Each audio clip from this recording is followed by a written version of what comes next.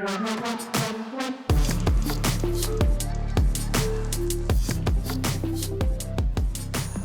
what's going on, guys? It's Alex, and yesterday concludes Apple's WWDC 2020, which has been anticipated and expected for a while now. So they came fully online, and I think a lot of us were curious how they'd execute this entire thing, because there's no audience, and you'd think it'd get kind of awkward without having an audience there, but they pretty much nailed the entire thing, especially from a production and cinematic standpoint. We kind of flew around Apple campus from presenter to presenter, and everyone delivered their own subcategory of topics throughout WWDC, starting with iOS 14. So they opened the event with iOS 14 and seemed to have the main focus on app organization and home screen organization, and they introduced App Library. So what App Library is it's basically a new tab where all of your apps can be organized into these category boxes. So you no longer need to kind of run around trying to find that specific app in the mess or horde of icons that your home screen can sometimes get saturated with. You can now sort them by suggested, recently added, social. You get the deal. They're basically subcategory boxes that Apple can automatically filter for you. You can also edit home pages now with a mode that's actually called jiggle mode. No joke, it's hilariously called jiggle mode. So within this mode, you can choose whether or not you want to keep certain pages or just wipe them all and strictly use the app library. You can now do that. I think this is going to make trying to get to a certain application a lot quicker and snappier rather than having to look through all of the mess of icons. You can just get right to it automatically. They then also dropped widgets. So widgets already kind of existed in the Today view, but you can now grab them from the Today view and drag them onto your home screen. And on your home screen, they can be completely customized from size and information displayed. It's still the Apple way. They say you can put it wherever you want, but it's still going to snap to a grid, so you really can't put it wherever you want.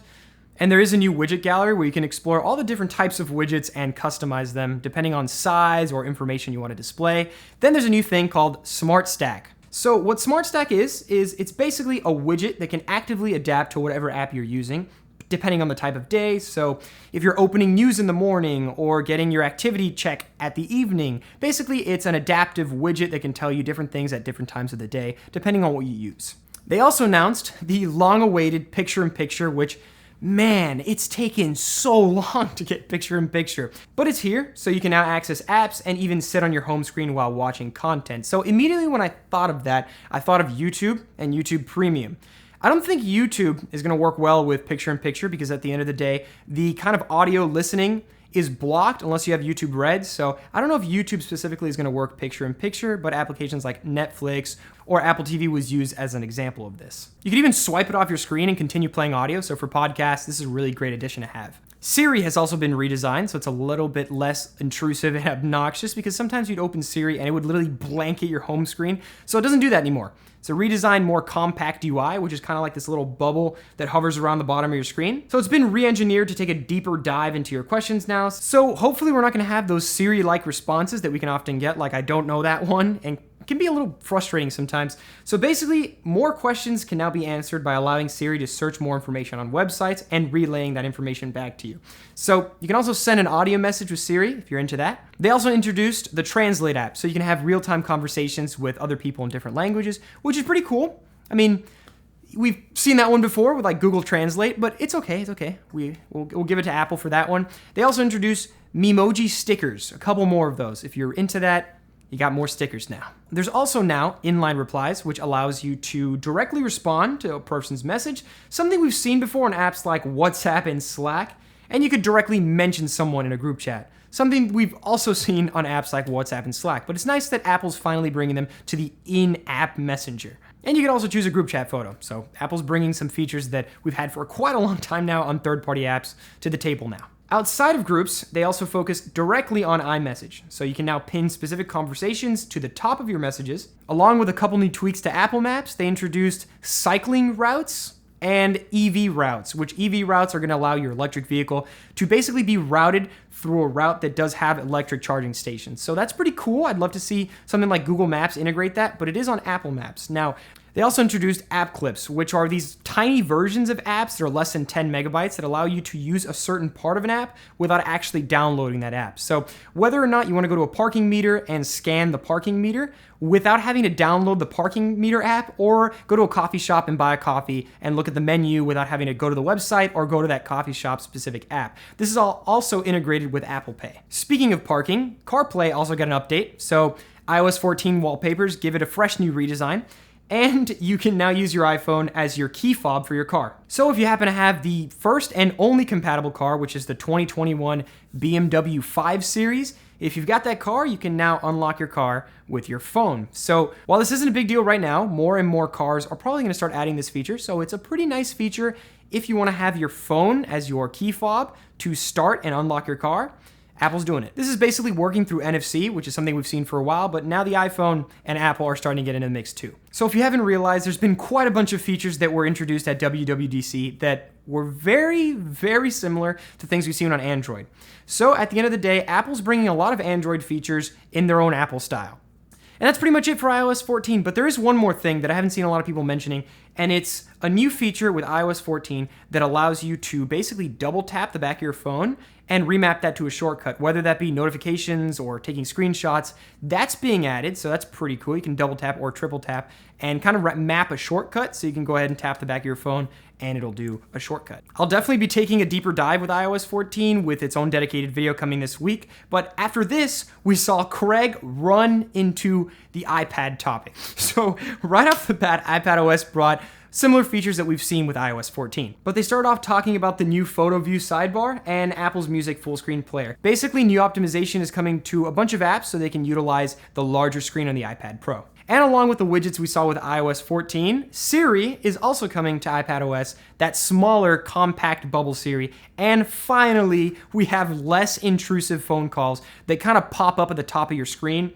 How many times have you been using an app or watching something and then you get a phone call and it blankets the screen where you can no longer do what you're doing? That actually happened to me watching WWDC on this phone. So that's not gonna be there anymore. That's gonna be fixed. Thank you, Apple. Then with the Apple Pencil, they brought Scribble. So what Scribble is it's essentially a new system that can automatically convert your handwriting into text, and you can also copy and paste into search bars, notes, and documents. Some of the last things they didn't specifically mention but put in the overview for iPadOS is you can now customize and set a default browser and default email on iPadOS and iOS. With that being said though, with all the new features that have been brought to iPadOS over the years, there's still no calculator app. This has to be some sort of running joke at Apple, because what Apple device doesn't have a calculator other than the iPad?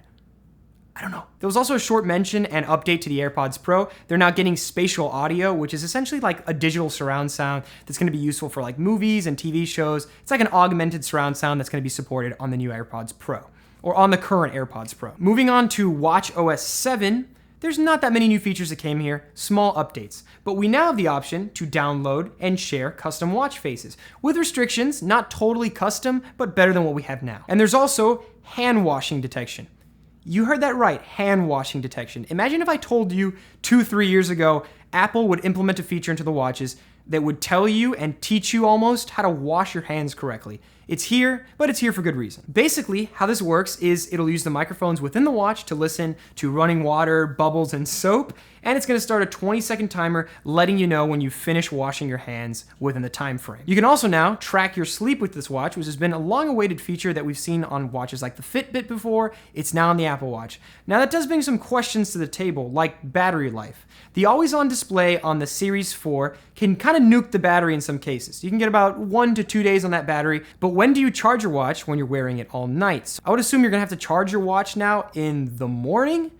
I don't know, I think we're gonna see how that's gonna react and how much battery life that's gonna be using when you're sleeping. The screen's supposed to be off, so we're gonna see how that works. So closing up iOS and iPadOS 14, along with WatchOS 7, we have macOS. macOS 11 is finally here, and it's called Big Sur.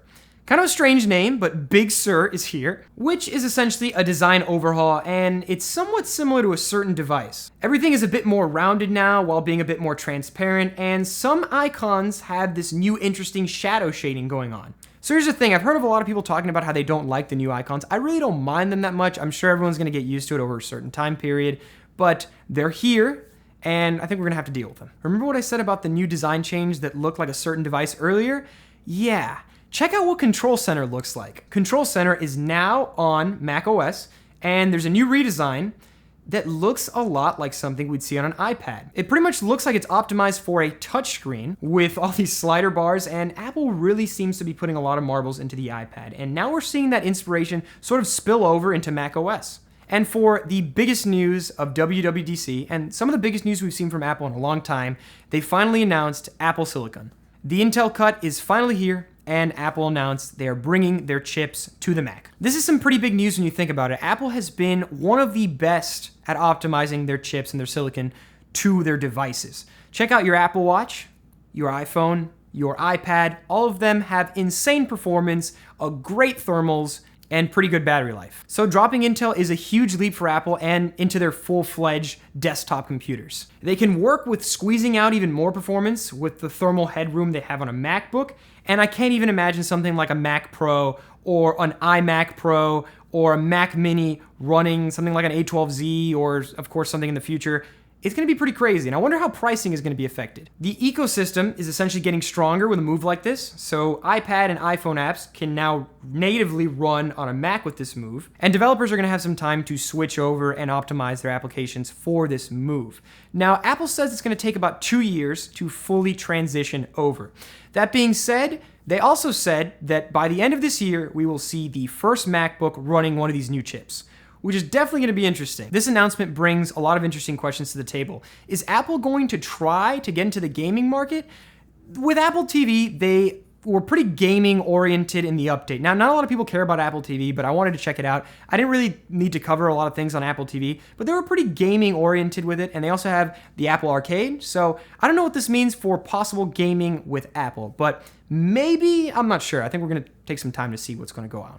Another question is, what is compatibility going to look like for those 2 years of transfer? Are there going to be apps that are kind of floating around that are still optimized for Intel instead of the new Apple chip? Like apps like the Adobe Suite, which have been really messy in compatibility for a long time. I don't know how Adobe is going to bring everything over flawlessly. We don't even really have a full-fledged Photoshop on the iPad that works correctly, so time will tell how these things move on. All I can tell you is that WWDC 2020 is definitely going to be one for the history books. It's very revolutionary in the fact that it was the first time we could do a digital conference, everyone watching from home, and see how a company like Apple could deliver all these big-time announcements through the internet. Ultimately, we have a lot to look forward to in the future. I'd love to see that rumored iMac that's going to have that iPad body, and maybe even touchscreen support in the future would be great for macOS. That being said, I'm going to have full coverage on watchOS, iOS 14, iPadOS 14 coming this week. I'm going to try to squeeze a bunch of videos out. So if you like what you saw today, I'm definitely going to have coverage and actual videos that don't just go over a topic, that go in depth on all these new updates coming this week. So check that out if you guys want. I'll catch you guys in the next one. Thanks for watching. See ya.